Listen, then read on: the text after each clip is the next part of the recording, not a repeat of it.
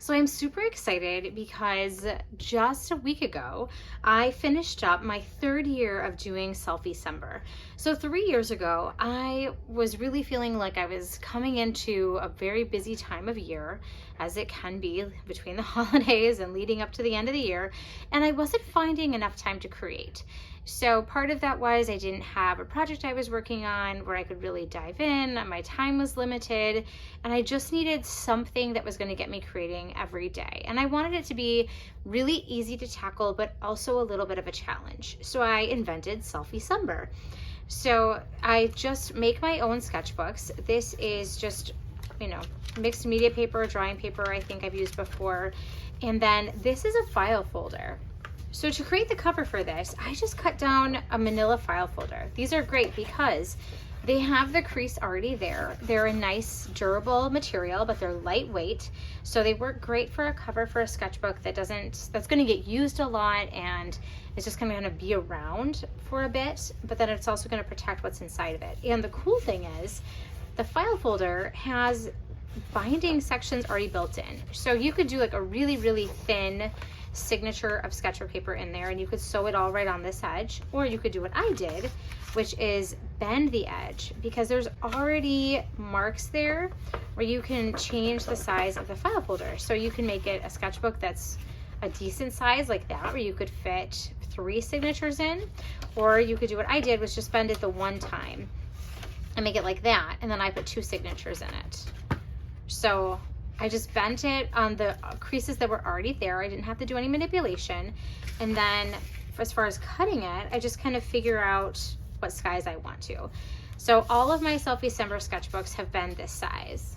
So this was my first one. So this one I didn't use the bend in it. This is kind of my first time creating a sketchbook using the manila folder as my cover. I didn't bend it, but because of the bends, I had a little extra space. So even if you don't bend it, you can still sew in 2 signatures. And actually, I think I sewed the 2 signatures separately and then I stitched them in a little bit differently. I just have the center stitch there. So that was year 1. Year 2, so 2023, I did the full width of it and I created 4 signatures. I always made sure that when I measured out my paper, that I had sure I had enough for all 31 days of the month of December. And then this one, like I said, I created 4 signatures and then used a wider binding. This year I decided to go back a step and just do 2 signatures. So that's how I made the cover. And then for the inside, I've just got my 2 signatures. And then what I do is every day in December, I do a self-portrait. I was really kind of in a place this time around where I needed to keep it lighthearted and fun. The month already felt very busy going into it. The year has just flown by. Last year flew by.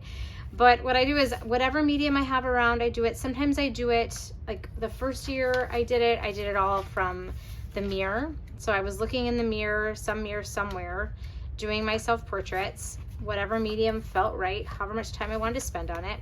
Last year, I think I did all of these with mirrors too. So looking in the mirror and kind of getting inspired that way. This year, I started with photos because I was doing this in the midst of chaos with, young kids in the house and the holidays and whatever. So I decided to relax myself about the mirror thing. I couldn't always be standing in front of the mirror looking at myself sketching. So I took photos of myself, or I found photos that had been taken of myself in the last however long. I didn't focus on it having to be this year. So most of these were done using photos. All of them are kind of headshot style. I started out with ballpoint pen. Then this was kind of a loose rushed one on the 3rd with some paint markers. This was a super quick one using a fine liner. And it's funny because I really let go of it having to look like me. It was just, me was the starting point. The scale was, part of the limitation. And then doing it every day was the consistency. So a lot of them became more colorful. Sometimes it was just kind of quick. This was around the time I was teaching a drawing class and we were focusing on portraiture, so I can see what I'm doing outside of this project in my other art life, filtering itself in, which is kind of fun. I did a continuous line one. Those are always fun to do. Kind of playing with the idea of the thick line and the thin line. And it's funny because if you take out the pressure of replicating what you're drawing, it gets really fun. This one I had found an old photo of myself using the photo booth distortion app on my Mac. So I used that one and just kept it really loose, and I love it. It's just really fun. This one I was down in the art studio, so the materials changed a bit. I had some scraps of collage, the construction paper around from a project I had done, so I glued those down first. Then I drew over it with the marker. Then I drew back in with some fine liner black just to add a little bit of detail. I love this. And the cool thing about this time around, I feel like now that I'm in this practice a bit, this is becoming like the sketchbook should be, like more of a place to experiment, explore, play, and get inspiration for other projects, other artworks, other applications. So this is definitely something I'm going to circle back to in the future. I had a lot of fun using, my travel set. I have a travel bag of art supplies that includes brush pens, paint pens, fine liners, lots of color. So that was what I was using most of the time when I was working into this. A lot of it's lying on the days when things were busy. A lot of times I was getting it done right at the end of the night, and that's okay. This one I had some watercolor around and I had some time, so I did a little bit of watercolor and paint pen and brush pen into that. This is definitely impacted by a class that I took on Skillshare. So that one, we were working back into a magazine. So it's a really fantastic class. I will link it in the description. But, it was working back into a magazine portrait and page with paint pens and fine liners and stuff. So what I was learning in that class and the shapes that I was making and the inspiration I was taking from that definitely crossed over into what I was doing. So these are the pieces I made for that class. I made this one and I made this one. And then I can see a direct correlation to how that impacted the way I approached the portrait, which I love. It's the play of color, it's the fun patterns, it's going bold, and just really having a good time. That continued on for a while, kind of continuing and doing the pattern. It kind of pops in and out as I keep going. Sometimes I did my portrait from memory. I know what I look like, or at least what I think I look like. And like I said, it wasn't about recreating myself. It was about using myself to get to the creating. So sometimes I spent a little more time on it. Like this one started as a ballpoint pen drawing, and then I went in with colored pencil to add a little bit of pops of color. And I love that this kind of has the feel of a retouched photograph, like a colorized black and white, which is pretty cool. Again, playing with color, playing with pattern, building up those things, alluding to what's there and what's not. So trying to play with color value and just blocks of color and kind of seeing how I can define a head that way, which is really fun. Sometimes I get a little crazy. This definitely doesn't look like me, but it's a really great portrait. I love it. This is definitely something I want to explore again. All of the black on this one was done with a fountain pen, which was great because then when I went in with the brush pens, there's paint pen for the purple, but otherwise it's mostly brush pen for the blocks of color in the portrait itself. That did some, kind of ran some of the wet paint from the fountain pen a little bit, which I thought was pretty cool. So this will definitely be something I explore again.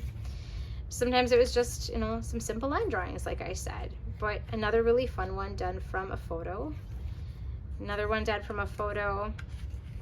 Teaching on Skillshare, I have a couple different photos of myself, where you feel like you're looking good. So you use those for that.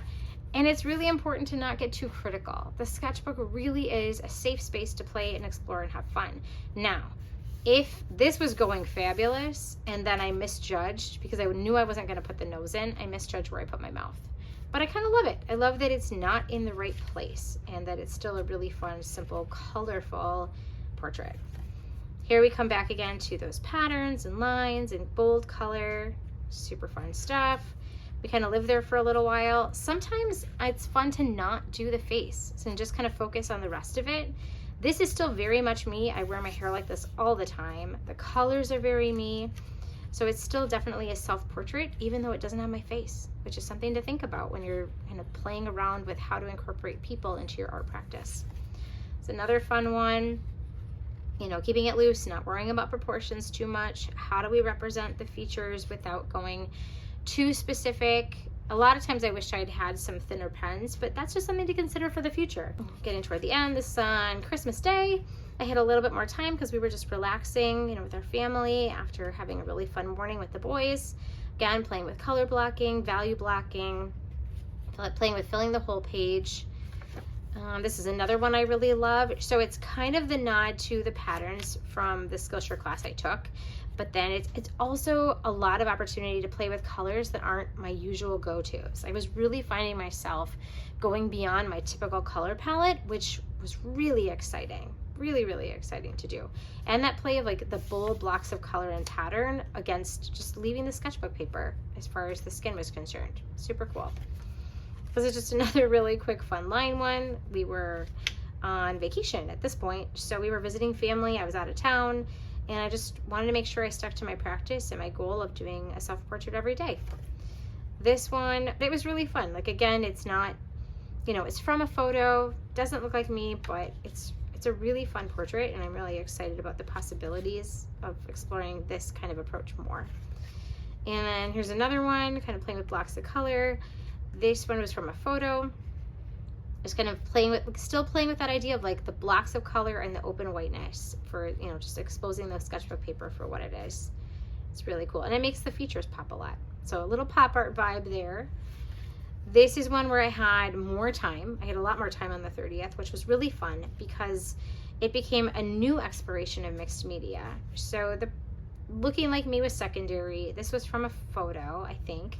I started with the marker and the brush pen and kind of mapped that out. I went in with the colored pencils on top of that, which is not something that I've done a ton of. That's kind of a new mixed media approach for me, to work back into my marker and my brush pen work with colored pencils. But this is definitely a media application that I'm going to explore more in the new year. And then the last one, it's really funny because it's got the bold color, the blocks of color. I'm not worrying about the face. This is still very much representing me with the general appearance of the figure. It's using those kind of bold ideas and shapes from the Skillshare class, but now making them bigger, making them, you know, instead of just dashes and circle, like everything's getting bigger and bolder, and the layering of colors is really fun. I love this. I was so thrilled that this is what came out on the last day of Selfiecember. So the other fun thing is I can look back across the years and really see all the different ways that I've approached this. So as you go into the new year and you're trying to figure out what to explore in your creative practice, I recommend, you know, give yourself a prompt, give yourself a goal, and go for it. I was really, my husband encouraged me to do Catuary for a January one because we just got a cat, which is really exciting to add a pet to the family.